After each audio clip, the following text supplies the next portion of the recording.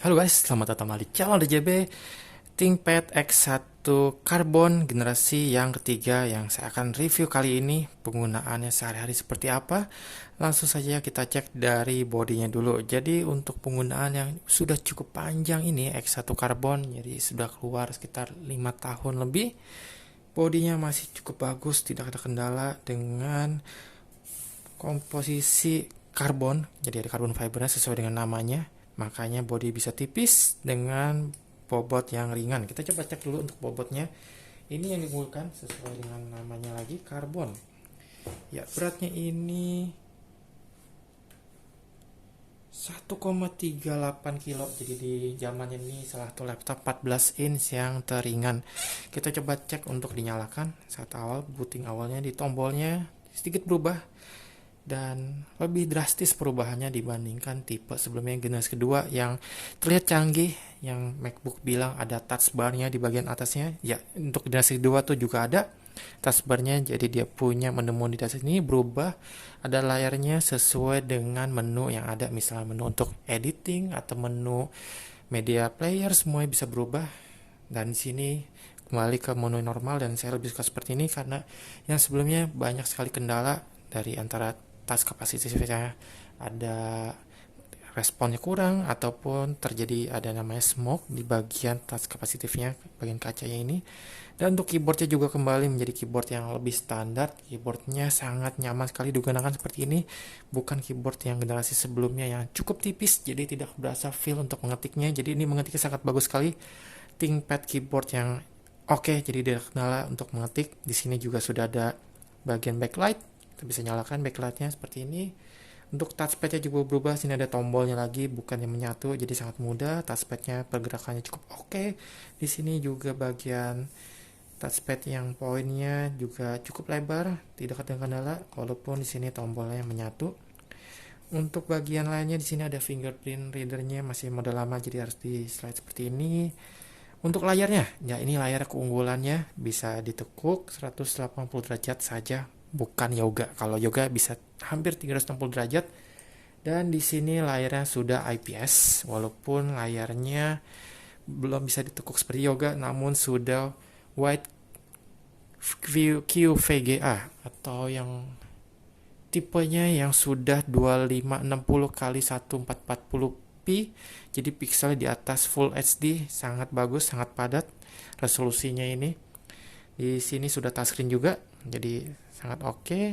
Untuk update, saya juga sudah melakukan update. Nanti saya bakal cek apakah updatean yang terakhir seperti apa untuk update Windows 10 yang versi 20H2 dan nanti yang 21H1. Sayang sekali untuk requirement Windows 11 ini tidak mencapai. Namun tidak ada masalah, untuk Windows 10 ini sangat stabil. Windows 11 masih banyak bugs-nya. Jadi untuk penggunaan sehari-hari ataupun untuk update patch security-nya masih oke untuk Windows 10 ini. Lanjut, kita cek untuk baterainya. Baterainya fair karena layarnya ini sudah Full HD, di atas Full HD, jadi baterainya pasti lebih boros. Pastikan memakai charging, lebih sering di charge. Untuk penggunaan sehari-hari di meja, karena ini sudah i7, kita cek dulu untuk bagian performance-nya. Di sini CPU-nya i7, tipenya 5600.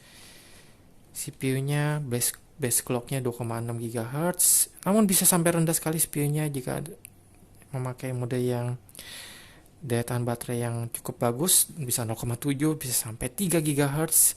Memorinya, RAM-nya memakai 8 GB, DDR3 1600 MHz. Untuk SSD memakai Letion 239 kapasitas yang terbaca. GPU share sampai 3,8, jika RAM-nya ditingkatkan sampai 16, dia bisa share sampai setengahnya, itu 8 GB untuk GPU. Jadi tidak ada kendala untuk GPU di teman-teman untuk editing video, untuk editing foto, membutuhkan GPU besar, walaupun ini share masih cukup mumpuni, tidak ada kendala. Kita sekalian tes juga untuk speed bagian WiFi dan masuk untuk ke YouTube yang 4K, apakah dapat berjalan dengan baik. Kita speed test dulu. Speed test seperti ini. Oh, sorry. Seperti sepertinya ada kendala di wifi tadi, belum nyala. Kita nanti nyalakan dulu. Kita cek untuk soundnya nanti sekalian. Untuk speakernya seperti ini cukup oke. Untuk bagian kameranya, apalagi sekarang meeting ataupun Zoom paling sering dipakai, kita cek untuk bagian kameranya. Untuk kameranya seperti ini, di kondisi ruangan cahayanya indoor, cukup noise-nya namun masih lumayan banyak untuk noise-nya, jadi sangat standar sekali. Untuk kapasitas resolusinya 720p, masih yang SD di layar yang sudah di atas Full HD, jadi ternyata pixel pecah. Oke, lanjut. Di sini untuk speed testnya, sambil finding kita masuk ke YouTube. Tes, kita cari YouTube yang versi 4K. Speed testnya, kita change servernya CBN. Tes. Link awal oke, downloadnya juga oke. Ya, sesuai ekspektasi sekitar 50-an tadi downloadnya, dan upload harusnya symmetrical karena sudah memakai fiber optik. Karena untuk YouTube-nya kita masuk ke 4K no copyright. Oke, kita tes. Ups, ada iklan. Kita skip dulu iklannya. Kita pilih untuk videonya yang 4K. Apakah muncul sini? Ya, 4K. Ya, kita tes videonya 4K di layar yang cukup bagus. Layar ini IPS yang sudah pixelnya banyak. Seperti ini, kita tes. Ups, masih loading. Karena 4K membutuhkan datanya cukup besar pastinya untuk layarnya. Wow. Seperti ini layarnya, oke sekali. Tidak ada kendala untuk layar. Dan untuk video 4K dapat berjalan dengan baik. Kita tes tadi untuk di sini. Untuk suaranya. Ya, suaranya oke, bagus. Di sini sudah bisa terlihat teman-teman. Videonya 4K, kualitasnya saya pilih yang paling tinggi 4K, hanya loadingnya saja karena membutuhkan bandwidth yang besar juga. Ya, seperti ini. Namun tidak ada yang patah-patah, hanya loading saja. Semua dapat berjalan baik. Jadi sangat oke sekali layarnya untuk menonton. Untuk panasnya, jadi tadi saya sudah mengetes cukup panas atau tidak. Kita cari spot yang paling panas. Ya, paling panas tadi di sini 36. Jadi fan-nya ini sangat jarang nyala jika baru memakai aplikasi ataupun video-video yang 4K, dia bakal menyala, namun tidak mengganggu suara fan-nya. Untuk panasnya juga di sini tidak berasa panas walaupun tipis, karena tipis pastinya bersentuhan lebih dekat bagian komponen dengan bagian yang kita pegang seperti ini. Namun tidak ada kendala, panasnya dapat keluar dengan baik. Untuk suaranya juga tadi kencang, untuk layarnya oke, performanya oke.